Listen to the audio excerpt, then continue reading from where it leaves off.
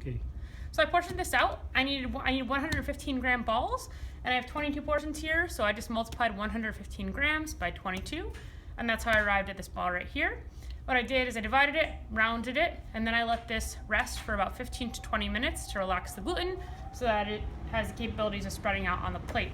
So next thing I want to do is take this ball. I want to start out relatively round, relatively flat, because it's just going to make my life a lot easier when I'm spreading it out. Just kind of use the heel of my hand to just spread it out. I want to try to get as even as possible, because even though the machine will actually flatten it out as well, I have to do a little bit of the work here. The flatter you get it, the more even your results will be when you pull it out of the machine. So I'm spreading it all the way to the ends of the circles, because what's going to happen is it's slightly contracting. So by the time that I put it in the machine, it'll contract inwards and it'll be the perfect amount, because there's a ring around the actual unit and this needs to fit perfectly in the ring to be divided evenly. Now if your dough doesn't contract at all, then you would need to go all the way to the edge. If your dough contracts a little bit, you might want to go a little bit past the edge. So just you have to kind of work with the dough as you have and adjust accordingly. All right, so I have it pretty even here. Okay, and I'm gonna get the machine.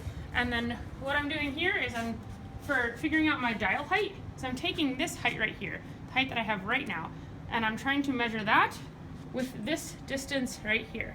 So those are approximately the same. I guessed a little bit beforehand. And from there, if you're wrong, you should only have to kind of do like a quarter turn either way to get it correct. Okay, so now what I'm gonna do is put pressure. Right here is where I'm actually flattening the dough out. So extending the dough a little bit to the ends of the circle. The more elastic your dough, the more this is actually gonna do. The more the denser your dough, the more Play-Doh-like consistency, the less this is actually going to do for you. Then I'm going to activate the cutters. Press down. I only really need to do that one time. Hold it. Take my lever. Now the harder I pull down, the more I pull down, the faster it's going to go. The less I pull down, the slower it's going to go.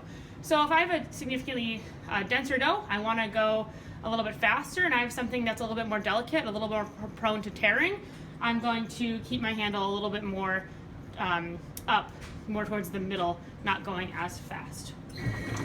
So just a few seconds.